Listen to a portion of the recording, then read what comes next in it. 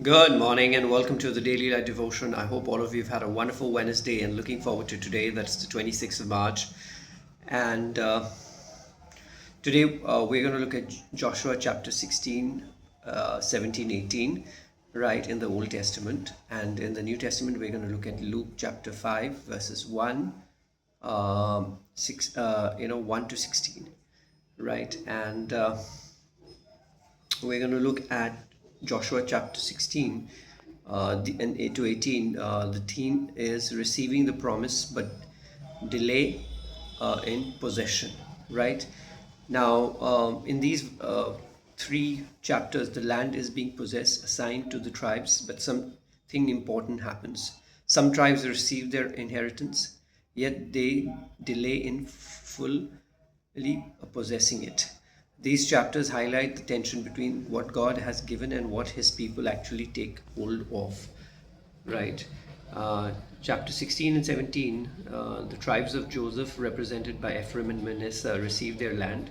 The problem is they did not completely drive out the inhabitants. Instead, the Canaanites remained in the land. They were later forced into labor instead of being removed. And then says to Joshua, there is a complaint. They say to Joshua, our land is not enough. Joshua responds, go clear the forest, drive out the strong enemies. The issue was not lack of land, it was lack of faith and action, right? Sometimes we feel limited, not because God hasn't given us enough, but because we haven't fully stepped in. Joshua chapter 18, verses 1 to 10, the whole assembly gathers at Shiloh. Seven tribes still had not taken their inheritance. Joshua challenges them. How long will you wait before you begin taking possession?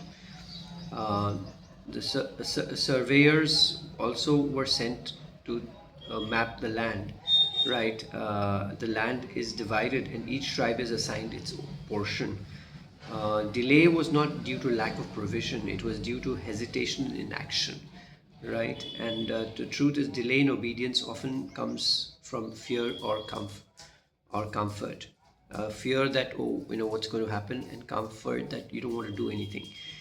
Joshua 18, verses 11 to 28, the tribe of Benjamin receives its land.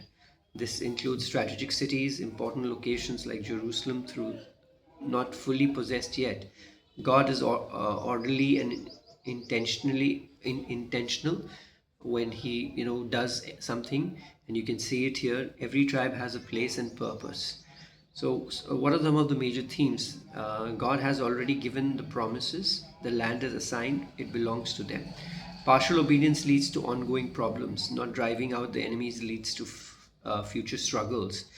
Delay is dangerous. Waiting too long keeps people from experiencing God's fullness and responsibility to act. God gives, but people must step forward. These chapters reflect a spiritual truth. God gives promises, calling, and purpose, but believers must actively walk in them. We may receive from God, yet hesitate to fully step into it. So God's promises are not just to be received, but they are to be possessed, right? And one of the key takeaways are: don't settle for practical obedience.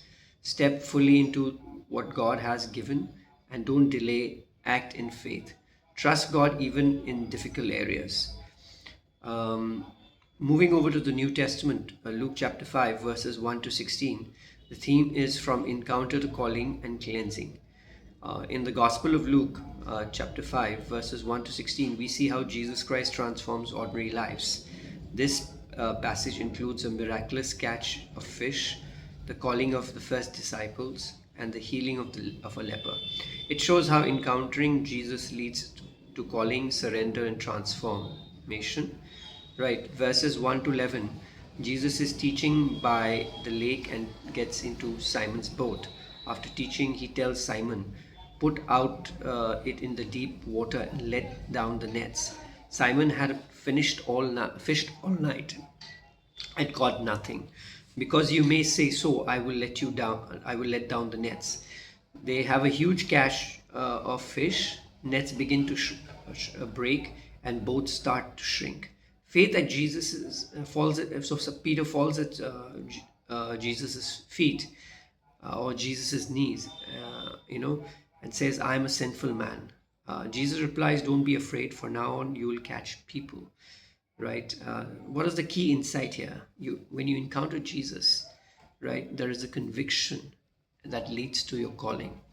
Right? When you're convicted and you say you know what your state is, but Jesus calls you and says, this is who you're going to be.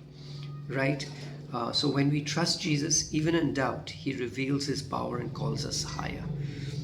Verses 12 to 16, a man with leprosy approaches Jesus, falls before him, says, if you are willing, you can make me clean.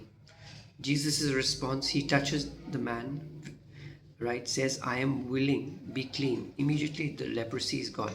Now, people were not supposed to be next to lepers during Jesus' time, let alone, touch, because you were, once you touch a leper, you were, by law, you were declared unclean like the leper. But Jesus broke all those barriers, right? And after the healing, Jesus tells him to follow the word, the law, and show himself to the priest. News spreads and crowds grew. Jesus is willing to touch while others avoid and restore. And what is broken, that is the truth we get from here. Despite growing in popularity, Jesus often withdraws to pray. His power comes from connection with God, not crowds. Spiritual strength is sustained through the time with God. Obedience unlocks God's power. Encountering Jesus reveals our true condition. Jesus calls ordinary people to extraordinary purpose. He restores the rejected and the broken. Prayer sustains spiritual life. Right? These passages reveal Jesus as the provider, caller, healer, and restorer. So, what are some of the key takeaways? Trust Jesus even when he doesn't make sense. Let encounters with Jesus lead our direction. Bring our brokenness to him, and he's willing. We need to stay rooted in prayer. And I want to encourage you, one encounter with Jesus can change everything, right? From empty nets to overflowing purpose, and from brokenness to complete restoration.